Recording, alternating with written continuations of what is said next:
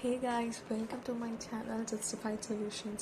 So இது வரைக்கும் என்னோட சேனல் சப்ஸ்கிரைப் பண்ணாதவங்க சப்ஸ்கிரைப் பண்ணுங்கள். இன்றைக்கி நம்ம பார்க்க போகிற டாபிக் கெப்பாசிட்டி டு கான்ட்ராக்ட். அதாவது ஒரு கான்ட்ராக்டுக்குள்ளே நுழையிறதுக்கு ஒரு பர்சனுக்கு என்னென்ன கெப்பாசிட்டி வேணும், எந்த கெப்பாசிட்டி வேண்டாம், அப்புறம் இன்னும் நிறைய கேசஸ் வந்து நம்ம பார்க்க போகிறோம். ஸோ கெப்பாசிட்டி டு கான்ட்ராக்ட்ஸ்னால் என்னன்னு பார்த்தீங்கன்னா, ஒரு பர்சன் ஒரு கான்ட்ராக்டுக்குள்ளே வர்றதுக்கு தேவையான ஒரு கெப்பாசிட்டி. அவன் வந்து இது வந்து ஃபினான்ஷியல் பேசிஸில் வந்து பார்க்கக்கூடாது. இதை வந்து ஒரு பர்சனோட மென்டல் ஹெல்த் அண்ட் ஃபிசிக்கல் ஹெல்த்தை வச்சு தான் பார்க்கணும். ஒரு பர்சன் வந்து அந்த கான்ட்ராக்டுக்குள்ளே அதாவது கான்ட்ராக்டில் வந்து அட்மிட் ஆக முடியுமா, இவன் வந்து கேப்பபிளாக இருக்கானா அப்படின்னு சொல்லி பார்க்கணும். ஸோ இதில் வந்து பார்த்தீங்கன்னா section 10, section 11 and section 12 of Indian contract act படி கெப்பாசிட்டி டு கான்ட்ராக்ட்ஸ் ஆக்ட்னா என்னன்னு சொல்கிறாங்க. ஸோ 10 பார்த்தீங்க அப்படின்னா எசென்ஷியல் ஆஃப் கான்ட்ராக்ட்ஸ். இதில் வந்து என்ன சொல்லியிருப்பாங்க அப்படின்னா, லாஃபுல் ஆப்ஜெக்ட்ஸ், ஒரு லீகல் கன்சிட்ரேஷன் வந்து இருக்கணும், ஒரு ஃப்ரீ கன்சர்ன் இருக்கணும், கெப்பாசிட்டி டு கான்ட்ராக்ட்ஸ் இருக்கணும் அப்படின்னு சொல்லியிருக்காங்க. ஸோ லாஃபுல் ஆப்ஜெக்ட்னா என்ன அப்படின்னு கேட்டிங்கன்னா, ஒரு அக்ரிமெண்ட் நம்ம க்ரியேட் பண்ணுறோம் அப்படின்னா அது வந்து லீகலாக இருக்கணும். இப்போ லாஃபுல் கன்சிட்ரேஷன் அப்படின்னா, நான் கன்சிட்ரேஷன் வந்து முன்னாடி வீடியோவில் போட்டிருந்தேன். ஸோ அந்த வீடியோ நீங்கள் என்ன பார்க்கல அப்படின்னா நான் டிஸ்கிரிப்ஷனில் லிங்க் தரேன், go and watch it. So lawful consideration பார்த்தீங்கன்னா சம்திங் இன் ரிட்டர்ன். நம்ம இப்போ ஏதாவது கொடுக்குறோம் அப்படின்னா நமக்கு அது திருப்பி வேறு ஏதாவது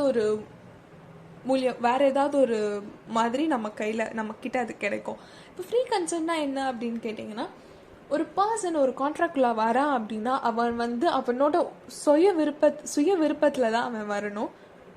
ஒருத்தவங்களோட கம்பல்ஷன்னாலேயோ இல்லை ஒரு கட்டாயத்தினாலேயோ இல்லை ஒரு மிரட்டல்னாலேயோ அவன் வந்து வரக்கூடாது அந்த கான்ட்ராக்டுக்குள்ளே. அப்படி வந்தால் அந்த கான்ட்ராக்ட் வந்து செல்லாது. கெப்பாசிட்டி டு கான்ட்ராக்ட்னா என்னன்னு கேட்டிங்கன்னா, நான் முன்னாடி சொன்ன மாதிரி தான், ஒரு கான்ட்ராக்டுக்குள்ளே நுழையிறதுக்கு ஒரு பர்சனுக்கு என்னென்ன கெப்பாசிட்டி இருக்கணும் அப்படின்றது. என்னென்ன கெப்பாசிட்டி இருக்கக்கூடாது அப்படின்னு கேட்டிங்கன்னா, அந்த பர்சன் மைனராக இருக்கக்கூடாது, அவன் வந்து அன்சவுண்ட் மைண்டாக இருக்கக்கூடாது, அதாவது புத்தி சுவாதீனம் இல்லாத ஒரு மனுஷனாக இருக்கக்கூடாது, குடிகாரனாக இருக்கக்கூடாது. அதாவது இதெல்லாம் வந்து நம்ம டீட்டெயிலாக உள்ள பார்க்கலாம். செக்ஷன் 11 என்ன சொல்கிறாங்கன்னு பார்த்தீங்கன்னா, minors. So every person can come into a contract with age of majority. ஒரு பர்சன் ஒரு கான்ட்ராக்டில் வரணும் அப்படின்னா அவன் வந்து 18 வயசை வந்து தாண்டி இருக்கணும். அவனுக்கு வந்து ஏஜ் ஆஃப் மெஜாரிட்டி வந்து இருக்கணும். இது வந்து section 3 of Indian majority act 1875 வந்து சொல்லப்படுது. இப்போது ஒரு சில கேசஸில் பார்த்தீங்கன்னா, எனக்கு 21 வயசுக்கு அப்புறம் தான் எனக்கு வந்து மெஜாரிட்டி இருக்குது அப்படின்னு சில பேர் சொல்லி கேட்டிருப்பீங்க. ஸோ ஏன் அப்படி சொல்கிறாங்க அப்படின்னு கேட்டிங்கன்னா, இப்போ அவங்களுக்கு வந்து பேரண்ட்ஸ் இல்லை, ஒரு கார்டியன் தான் அவங்கள வந்து ஹேண்டில் பண்ணுறாங்க அப்படின்னா, கார்டியன் அண்ட் வார்டு ஆக்ட் 1890 படி அதாவது அந்த குழந்தைக்கு வந்து 21 வயசுக்கு அப்புறம் தான் மெஜாரிட்டி கிடைக்கும். பிகாஸ் அது வந்து ஒரு பெற்றவங்களோட அரவணைப்பில் வந்து அந்த குழந்தை வந்து வளரல, ஒரு கார்டியனோட சப்போர்ட்டில் தான் அந்த குழந்தை வளருது. அந்த குழந்தைக்கு வந்து அந்த மைண்ட் கிளாரிட்டி அப்படின்றது வந்து ஒரு 21 இயர்ஸுக்கு அப்புறமா தான் கிடைக்கும். So by court of wards பார்த்தீங்கன்னா, இப்போது அந்த குழந்தைக்கு வந்து அந்த மைனர் பர்சனுக்கு வந்து நிறைய ப்ராப்பர்ட்டிஸ் இருக்குது. அந்த ப்ராப்பர்ட்டிஸை வந்து அந்த மைனர்னால ஹேண்டில் பண்ண முடியாது அப்படின்னு ஒரு கோர்ட்டுக்கு வந்து இந்த விஷயம் தெரியுது. அப்போ என்ன பண்ணுவாங்க அப்படின்னா, அந்த கோர்ட் வந்து அந்த ப்ராப்பர்ட்டிஸ் எல்லாத்தையுமே சூப்பர்வைஸ் பண்ணுறதுக்கு ஒரு ஆள் அப்பாயிண்ட் பண்ணியிருப்பாங்க. அந்த மாதிரி கேஸ்லேயும் அந்த குழந்தைக்கு வந்து, அதாவது அந்த மைனர் பர்சனுக்கு வந்து 21 இயர்ஸ் தாண்டி இருக்கணும். ஸோ மொஹரி பிபி வர்சஸ் தர்மோதாஸ் கோஷ், இந்த கேஸில் என்ன சொல்கிறாங்கன்னா, தர்மோதாஸ் அப்படின்ற ஒரு மைனர் பையன் அவனோட ஒரு ப்ராப்பர்ட்டியை வந்து ஒரு மணி லெண்டர் கிட்ட கொடுத்து எனக்கு வந்து ஒரு 20,000 வேணும் அப்படின்னு சொல்கிறான். ஸோ அந்த மணி லெண்டரும் இவன் மைனர்னு தெரியாமல் ஒரு 8,000 ஃப்ரெஷ் அமௌண்ட்டை வந்து கொடுத்துட்றாரு அந்த பையனுக்கு. தென் அதாவது அந்த மைனர் பையனோட அம்மா வந்து இவன் வந்து மைனர், இவனுக்கு எதுக்கு நீங்கள் காசு கொடுத்தீங்க அப்படின்னு சொல்லிட்டு ஒரு லெட்டர் அனுப்புகிறாங்க அந்த மணி லெண்டருக்கு. தென் இந்த மணி லெண்டர் என்ன பண்ணுறான்னா, அந்த லெட்டரை வந்து அந்த ப்ராப்பர்ட்டியை வந்து அவன் கிட்ட, அதாவது அந்த மைனர் பர்சன் கிட்ட வந்து அவன் கொடுக்கல. கொடுக்காததுனால இந்த கேஸ் ஃபைல் பண்ணுறாங்க. ஸோ கோர்ட் என்ன சொல்கிறாங்க அப்படின்னா, இவன் வந்து ஒரு மைனர் பர்சன், இவன் வந்து அந்த அமௌண்ட்டையும் உங்களுக்கு கொடுக்கணுன்ற அந்த அமௌண்ட்டை வந்து அவங்களுக்கு கொடுக்கணும்னு அவசியம் இல்லை, பட் நீங்கள் அந்த ப்ராப்பர்ட்டியை வந்து அவனுக்கு கொடுக்கணும் அப்படின்னு சொல்லி இந்த கேஸை வந்து வாய்ட் அப் இஷ்யூ அப்படின்னு சொல்லி முடிச்சிடுறாங்க. ஸோ இது வந்து எந்த செக்ஷனில் இது பண்ணுறாங்கன்னா, under section 64 and 65 of Indian contracts act 1872 படி இதை வந்து இது பண்ணுறாங்க. ஸோ இப்போ ஒரு மைனர் கிட்ட நம்ம அக்ரிமெண்ட் போட்டுட்டோம், அதை வந்து ராட்டிஃபை பண்ண முடியுமா அப்படின்னு கேட்டிங்கன்னா கண்டிப்பாக முடியாது. பிகாஸ் அந்த மைனரில் இருக்கும் போது தான் நம்ம வந்து அக்ரிமெண்ட் போட்டிருப்போம். இப்போ அந்த இதனாலேயே ஏதாவது ப்ராப்ளம் வருது அப்படின்னா அது கண்டிப்பாக செல்லாது. இப்போ இப்போ இப்போ வந்து அதை வந்து செல்ல வைக்கணும் அப்படின்னா அந்த பையன் வந்து மேஜர் ஆகணும். பையனோ பொண்ணோ அவன் வந்து மேஜர் ஆனதுக்கப்புறம் அந்த அந்த கான்ட்ராக்டை வந்து ஃப்ரெஷ் கான்ட்ராக்டாக போட்டு ஃப்ரெஷ் கன்சிடரேஷன் வந்து கொடுத்து அதுக்கப்புறமா நீங்கள் வந்து அக்ரிமெண்ட் போட்டு வச்சுக்கலாம். இப்படி வச்சிங்கன்னா உங்களுக்கு வந்து எந்த விதமான பாதிப்பு, அதாவது லைக் ஃபியூச்சரில் வந்து எந்த விதமான பாதிப்பும் உங்களுக்கு வராமல் இருக்கும். ஸோ அறுமுகம் வெர்சஸ் துரைசிங்கா இந்த கேஸில் பார்த்தீங்கன்னா ஒரு மைனர் ப்ராமிசரி நோட் வந்து அவன் வந்து மைனாரிட்டி ஏஜில் வந்து கொடுத்துருக்கான். அந்த ப்ராமிசரி நோட் வந்து அவனோட மெஜாரிட்டிக்கு அப்புறம் செல்லுமா அப்படின்னு கேட்டிங்கன்னா கண்டிப்பாக செல்லாது. அவன் மைனராக இருக்கும் போதே அது வந்து செல்லாது. இவன் இப்போ மெஜாரிட்டி மேஜராக வேற ஆகிட்டான், இது எப்படி செல்லும் அப்படின்னா செல்லாது. ஸோ நம்ம ஃப்ரெஷ்ஷாக ஒரு அக்ரிமெண்ட் கிரியேட் பண்ணி ஃப்ரெஷ் கன்சிடரேஷன் வந்து இது பண்ணி போடணும். இவங்க இந்த கேஸில் வந்து ஃப்ரெஷ் அக்ரிமெண்ட் கிரியேட் பண்ணியிருக்காங்க, அதாவது ஃப்ரெஷ் கான்ட்ராக்ட் கிரியேட் பண்ணியிருக்காங்க, பட் கன்சிடரேஷன் வந்து இங்கே கிடையாது. ஸோ இட் இஸ் வாய்ட் அப்படின்னு சொல்லிட்டு முடிச்சுக்கிறாங்க. இப்போ ஒரு பர்சனுக்கு, ஒரு மைனருக்கு வந்து அவனுக்கு வந்து ஒரு தேவை இருக்குது. இப்போ ஸ்டடீஸே இது பண்ணுறான் அப்படின்னா வேற ஒரு இடத்துலேருந்து இவனுக்கு வந்து ஸ்டடீஸ்க்கு ஹெல்ப்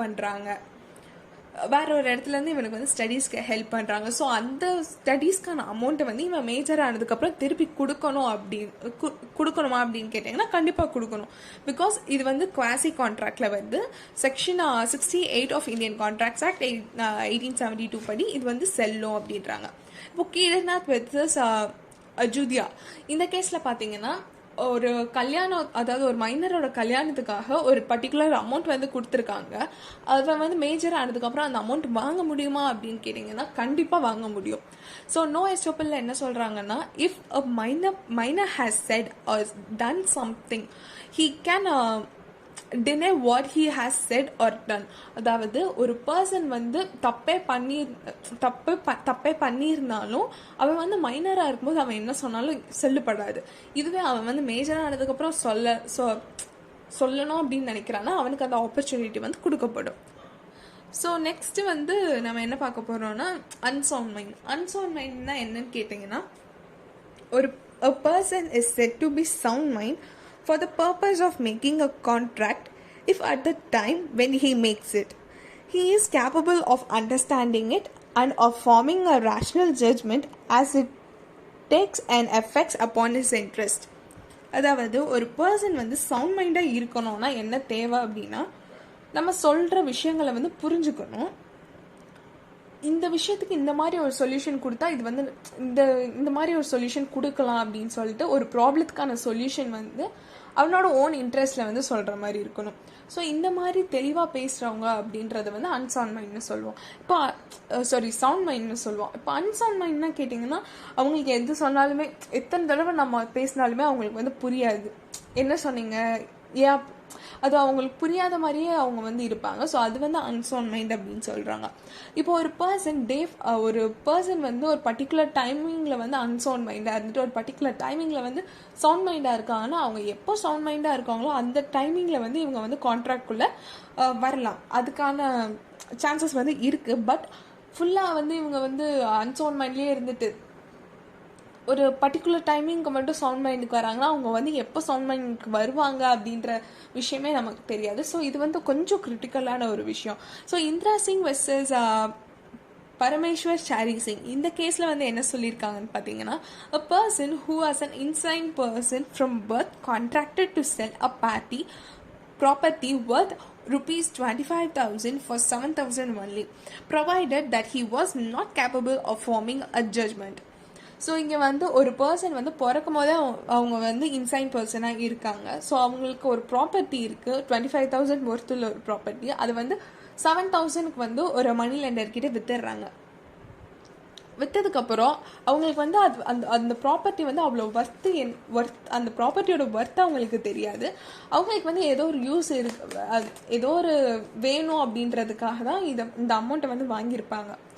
ஸோ இந்த டைமிங்கில் வந்து வேறு யாராவது ஒரு தேர்ட் பார்ட்டியோ இல்லை அவங்க ரிலேட்டிவோ யாராவது ஒருத்தவங்க வந்து இல்லை இது வந்து இவங்க வந்து பிறந்ததுலேருந்து இப்படி தான் இருக்காங்க, இந்த ப்ராப்பர்ட்டியோட வேல்யூ வந்து 25,000 அப்படின்னு சொல்லி ரெக்கவர் பண்ணிக்கலாம். பிகாஸ் இது வந்து வேலிடு, இது வந்து வாய்டு.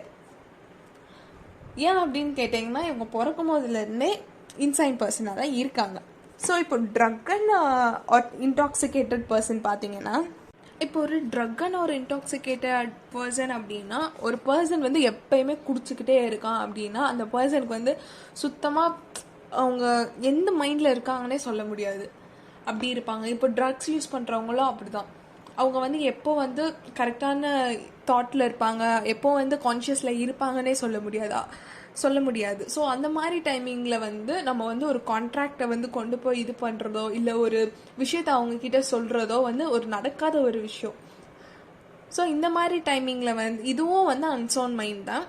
ஏன்னா அவங்களுக்கு வந்து எந்த தாட்டில் இருக்காங்கன்னே சொல்ல முடியாது. ஸோ இவங்க வந்து அந்த மாதிரி டைமிங்கில் இருக்கும் போது நம்ம வந்து லைக் எந்த விதமான கான்ட்ராக்ட் சைன்ஸோ இல்லை ஏதாவது ஒரு டிசிஷனோ எதுவுமே நம்ம அவங்கக்கிட்ட பேசக்கூடாது.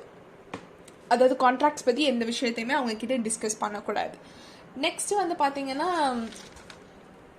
Like person disqualified by law. அதாவது இப்போ ஒரு பர்சன் ஏலியன் எனிமியாக இருக்காங்க அப்படின்னா பர்சன் டிஸ்குவாலிஃபைட் லாவில் என்ன சொல்கிறேன் அப்படின்னா ஒரு பர்சன் டிஸ்குவாலிஃபைட் பை லா அப்படின்னா ஒரு லாவே அவங்கள வந்து டிஸ்குவாலிஃபை பண்ணிடும். இவங்கெல்லாம் வந்து கான்ட்ராக்ட்குள்ளே என்ட்ரு ஆக முடியாது, ஆகவும் கூடாது அப்படின்னு சொல்லிட்டு. இப்போ ஏலியன் எனிமி பார்த்தீங்க அப்படின்னா any contract made during war period with alien enemies is void. அதாவது இப்போது ஒரு வார் நடக்குது, இந்தியாவுக்கும் பாகிஸ்தானுக்கும் வார் நடக்குது அப்படின்னா அந்த வார் டைமிங்கில் நம்ம ஏதாவது கான்ட்ராக்ட் வச்சுருப்போம். இப்போது இந்தியா வந்து பாகிஸ்தானுக்கு குட்ஸ் சப்ளை பண்ணுற கான்ட்ராக்ட் இருக்குதுன்னு வச்சுக்கோங்களேன். அந்த மாதிரி கான்ட்ராக்டில் வந்து இப்போ வார் டைமிங் இருக்குது அப்படின்னா அந்த கூட்ஸ் ஃபுல்லாமே வந்து டெஃபினட்டாக வேஸ்ட்டாக தான் ஆகும். ஸோ அந்த மாதிரி டைமிங்கில் அந்த கான்ட்ராக்ட் வந்து செல்லுபடி ஆகாது, இதை வந்து நம்ம கேன்சல் பண்ணிக்கிறதுக்கும் சான்சஸ் இருக்குது அப்படின்னு சொல்லி வந்து சொல்கிறாங்க. தென் கன்விக்ஸ் அப்படின்னா ஒரு பர்சன் வந்து ஒரு மர்டர் பண்ணிட்டு ஜெயிலில் இருக்கான் அப்படின்னா, ஒரு சென்டென்ஸ் வாங்கிட்டு ஜெயிலில் இருக்கான் அப்படின்னா அந்த மாதிரி ஒரு பர்சனை வந்து நம்ம அந்த மாதிரி ஒரு டைமிங்கில் வந்து கான்ட்ராக்ட் மேட் பண்ணக்கூடாது. பிகாஸ் அவன் வந்து ஏற்கனவே ஒரு சென்டென்ஸ் வாங்கிட்டு ஜெயிலில் இருக்க ஒரு கைதி, அவன்கிட்ட வந்து நம்ம போய் நான் இந்த மாதிரி ஒரு கான்ட்ராக்ட் மேட் பண்ணுறேன், இதில் வந்து நீ அட்மிட் ஆக அப்படின்லாம் சொல்ல முடியாது. இன்சால்வெண்ட்னா என்னன்னு கேட்டிங்கன்னா இதுவும் வந்து ஒரு அன்சவுண்ட் மைண்ட் மாதிரி தான். இப்போ ஒரு பர்சன் வந்து குட் சப்ளை பண்ணுறாங்க, ஏ அண்ட் பிக்குள்ளே வந்து ஒரு கான்ட்ராக்ட் வச்சு குட் சப்ளை பண்ணுறாங்க. இந்த குட் சப்ளை பண்ணுற டைமிங்கில் வந்து பி வந்து ஏ மேல இவன் வந்து ஒரு இன்சால்வென்ட் பர்சன் அப்படின்னு சொல்கிறாங்க. ஸோ அந்த மாதிரி ஒரு டைமிங்கில் வந்து என்ன பண்ணுறாங்க, குட்ஸ் வந்து ட்ரான்ஸ்ஃபர் ஆயிடுச்சு, பட் இவன் வந்து இன்சால்வென்ட் அப்படின்னு சொல்கிறதுனால இது வந்து வேலிட் அப்படின்னு சொல்கிறாங்க. பிகாஸ் அந்த குட்ஸ் வந்து சப்ளை ஆயிடுச்சு, குட்ஸுக்கும் இந்த கான்ட்ராக்டுக்குள்ளே எந்த ப்ராப்ளமும் இல்லை, ஆனால் இவன் வந்து இன்சால்வென்ட் பர்சன் அப்படின்னு சொல்லிடுறாங்க. ஸோ கார்பரேஷன்ஸ் அப்படின்னா ஒரு பாடிலி கார்பரேட்டட் ஒரு லைக் இப்போ கம்பெனி எடுத்துக்கிட்டிங்க அப்படின்னா கம்பெனி வந்து ஒரு ஆர்டிஃபிஷியல் பர்சன் தான். ஸோ இந்த கம்பெனி வந்து ஒரு கான்ட்ராக்டில் மேட் ஆகுது, ஒரு கான்ட்ராக்ட்குள்ளே அட்மிட் ஆகுது அப்படின்னா அந்த எப்படி இருக்கணும் அப்படின்னா ஒரு ப்ராப்பர் மெமோரண்டம் அண்ட் ஆர்டிகல்ஸ் வந்து கண்டிப்பாக இருக்கணும் அந்த கம்பெனியில். ஸோ இப்போ ஒரு கம்பெனி வந்து ஒரு தேர்ட் பார்ட்டி மூலயமா கான்ட்ராக்டில் என்ட்ரு ஆக முடியும்னா கண்டிப்பாக என்ட்ரு ஆக முடியும்.